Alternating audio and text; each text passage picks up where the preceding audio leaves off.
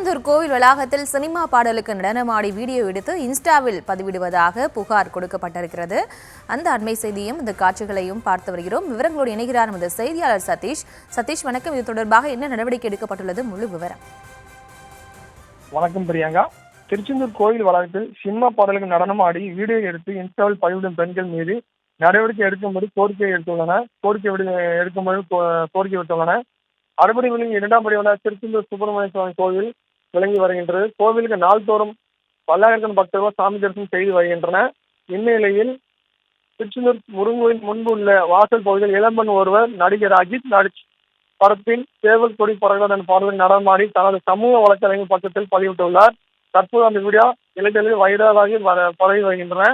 ஆன்மீக தலமான திருச்செந்தூர் கோவில் மற்றும் அதன் வளாக பகுதியில் நின்று இதேபோல் வீடியோ எடுத்து சமூக வலைத்தளத்தில் பரப்பினால் தாங்கள் பிரபலமான என்று எண்ணத்துடன் இதுபோல் செய்து வருகின்றன. கடந்த சில மாதங்கள் முன்பு மீனவ பொண்ணு சுதி என்ற இளம்பெண் இதுபோல் வீடியோ எடுத்து பதிவிட்டிருந்தார். பக்தர்கள் கடும் எதிர்ப்பால் மன்னிப்பு கோரி வீடியோ பதிவிட்டிருந்தார்.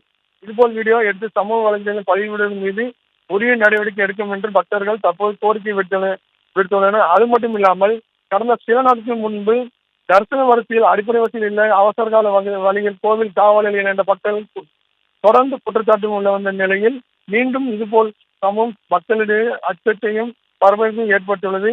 பல நேரம் தரிசன வாக்காளத்தின் மக்களுக்கு தொடர்ந்து பாதிக்கப்படுவது தொடர்கதையாக இருந்து வருகின்றன என பக்தர்கள் தொடர்ந்து குற்றம் சாட்டியுள்ளனர்.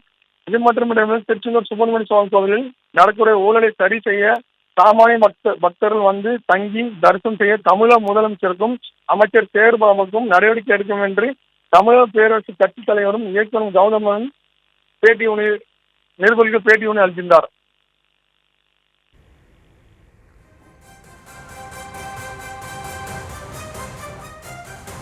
விவரங்களுக்கு நன்றி சதீஷ்.